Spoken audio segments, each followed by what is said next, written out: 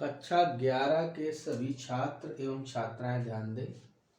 आज आपको इस क्लास में उन प्रश्नों के हल बताए जा रहे हैं जिन्हें आपको अभी तक इससे पहले नहीं बताया गया है। यानी आपको विविध प्रश्नावली जो आपकी चल रही है सम्मिश्र संख्याओं वाली, तो हमें आज उसी प्रश्नावली के अगले प्रश्नों को पढ़ना है। जैसे कि हमने पिछले वीडियो में आपको प्रश्न नंबर 9 तक के बारे में बताया था और हमने कहा था कि इन 9 नंबर तक के प्रश्नों को यदि आप हल करेंगे तो इन्हें आप हल कर सकते हैं। अब आपको इस वीडियो में ध्यान देंगे, जो आपका प्रश्न नंबर 10 है वो इस प्रकार से लिखा है कि यदि Z1 बराबर 2 माइनस आई और Z2 बराबर 1 प्लस आई, हमें Z1 और Z2 नाम से देखिए बच्चों दो सम्मिश्र संख्याएं दी जा रही हैं। किसके किसके नाम से? Z1 के और Z2 के। कहता है तो हमें Z1 plus Z2 plus 1 upon Z1 minus Z2 plus आई इसका मापांक चाहिए। क्या चाहिए? मापांक। तो हमें कोई परेशान होने की जरूरत नहीं है। हम सबसे पहले तो हम इस सम्मिश्र संख्या को ज्ञात करें और फिर मापांक। तो देखिए, यदि हल करने से हमें a प्लस आई बी रूप मिल गया तो मापांक निकालना हम जानते ही हैं। क्या कि अंडर रूट का चिन्ह काल्पनिक राशि का वर्ग प्लस अधिकल्पित राशि का वर्ग। हम इसी सूत्र की मदद से इसका मापांक ज्ञात कर लेंगे। तो प्रश्न में हमें फिलहाल इस प्रकार का वर्णन करना है।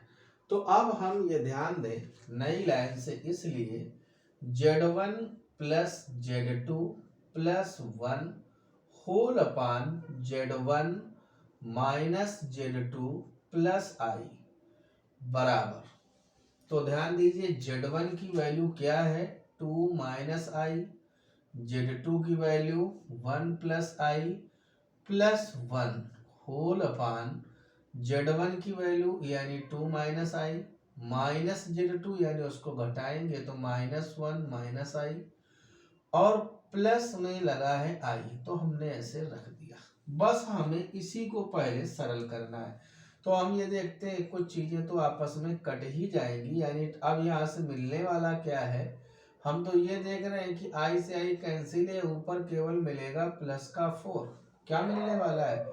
प्लस का 4। और नीचे से क्या आने वाला है? आप नीचे ये देखेंगे कि एक आई से तो एक आई ये कैंसिल ही हो जाएगा और 2 माइनस 1 यानी 1 माइनस आई। हमको सिर्फ ये मिलेगा बस। तो देखिए, हम आप लोगों से ये बताना चाहेंगे कि ऐसे तो ये कहीं a प्लस आई बी रूप में है नहीं। हमें पहले इसको a प्लस आई बी रूप में लाना पड़ेगा, यानी इसके नीचे कहीं भी आई नजर ना आए। तो इसके लिए हम क्या करेंगे? जो भी हमें मान मिल रहा है उसके विपरीत चिन्ह से अंश और हर में गुणा कर दें, या ये कह दें संयुग्मी से गुणा करने पर। तो अब अगर हम यहाँ पर ऐसे लिखेंगे तो 1 प्लस आई और नीचे भी 1 प्लस आई। तो जब गुणा होगा तो 4 इन ब्रैकेट 1 प्लस आई और नीचे क्या हो जाएगा? 1 माइनस आई इंटू 1 प्लस आई यानी 1 माइनस आई स्क्वायर। यानी ये माइनस माइनस तो हो जाएगा प्लस 1, यानी 1 प्लस 1 2 और 2 से इसको डिवाइड करोगे तो 2 ही आ जाएगा। फिर अंदर जब गुणा करा दोगे 2 से तो क्या मिल जाएगा? 2 1 जा 2 प्लस 2 इंटू आई।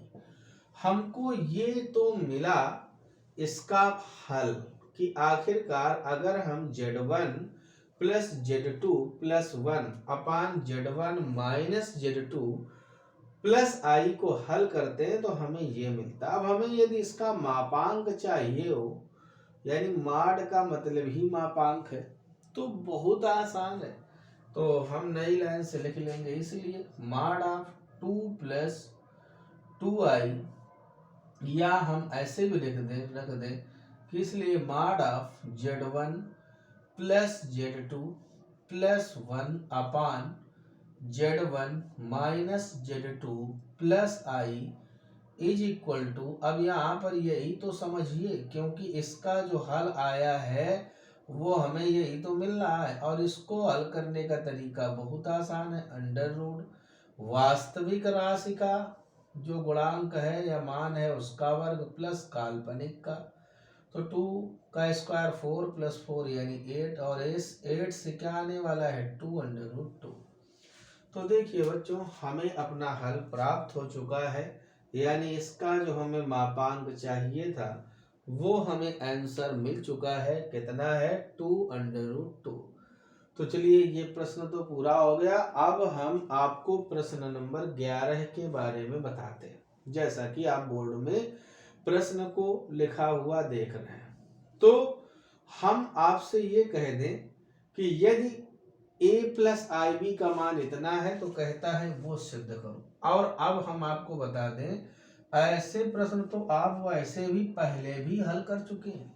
तो नई लाइन से यदि a प्लस बी इतना है, तो इसलिए अगर हम बात करें a माइनस आई बी की, तो क्या हो जाएगा, जहाँ x प्लस आई का होल स्क्वायर है वहाँ x माइनस आई का whole square upon 2x square plus 1 upon 2x square plus 1। तो ध्यान दीजिए ये ऐसा क्यों होता है, अगर हम आई के आपके चिन्ह बदलेंगे बाएं पक्ष में, तो जहां जहां दाएं पक्ष में होगा वहां वहां आई के चिन्ह बदल जाएंगे।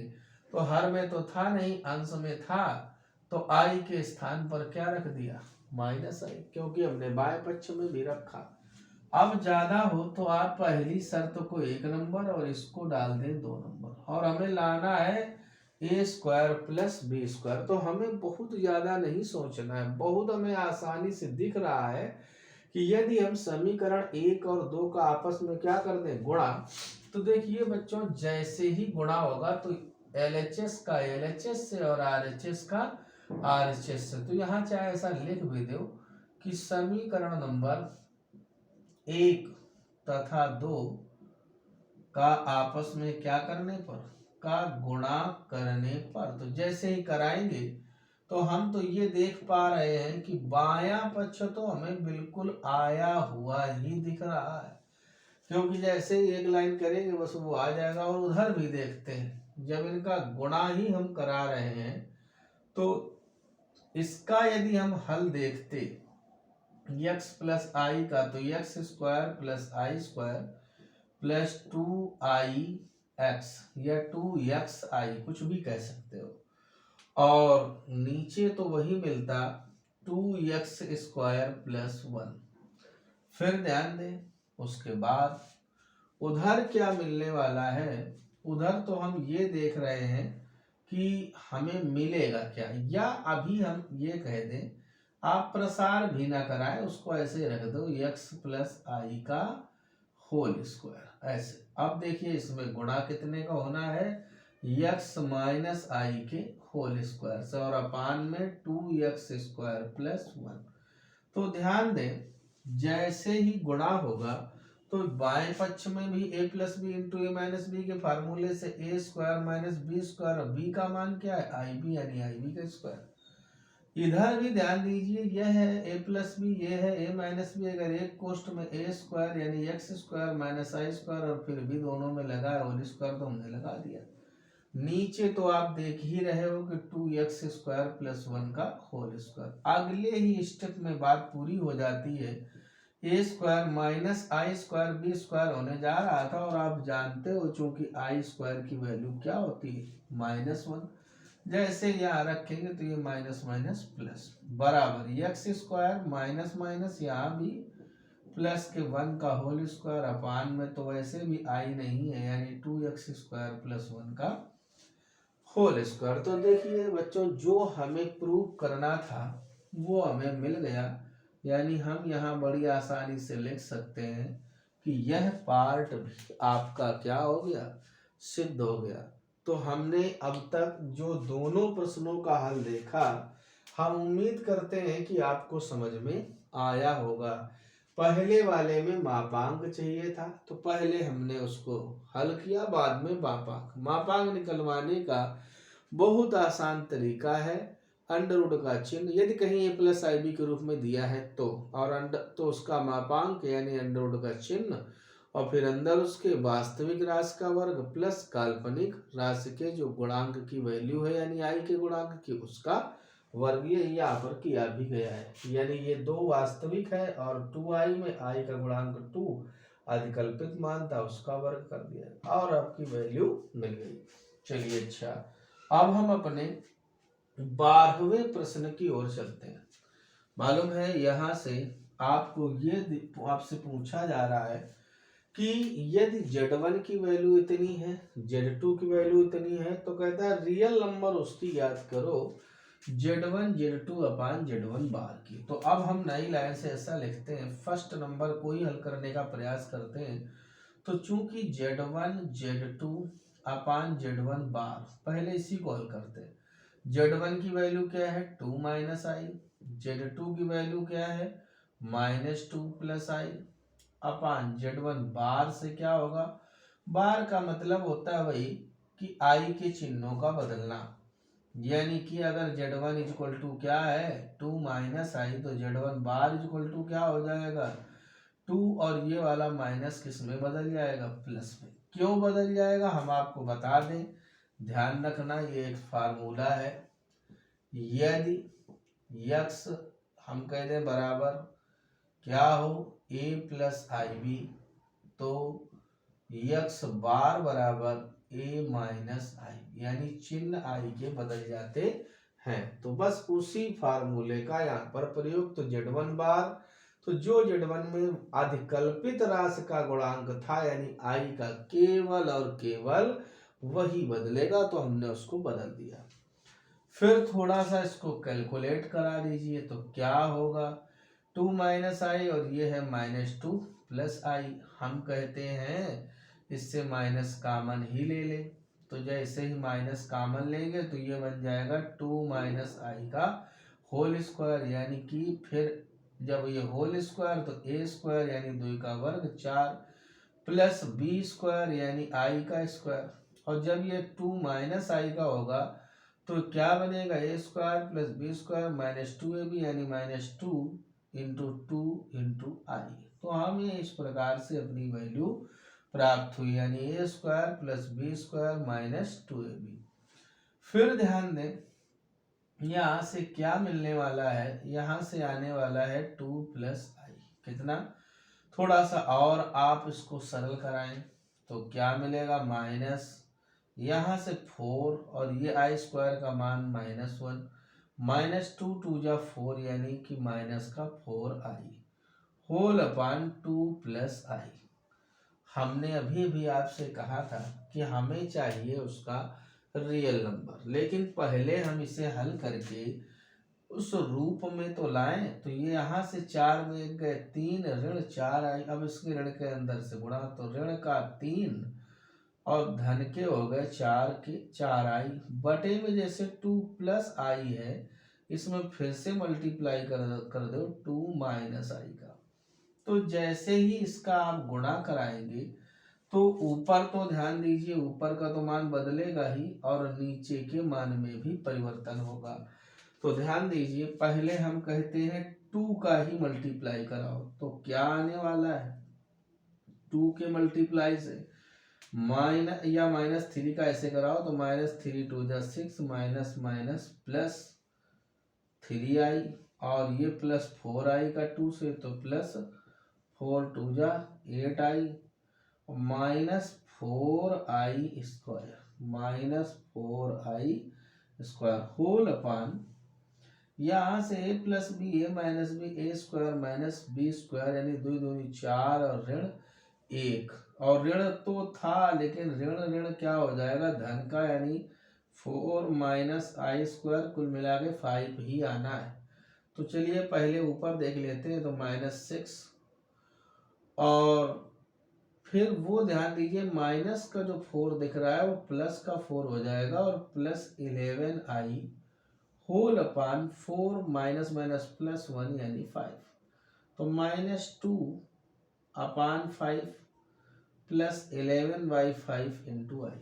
लेकिन अभी तक तो हमने केवल इसका हल प्राप्त किया है बच्चों। किसका हल?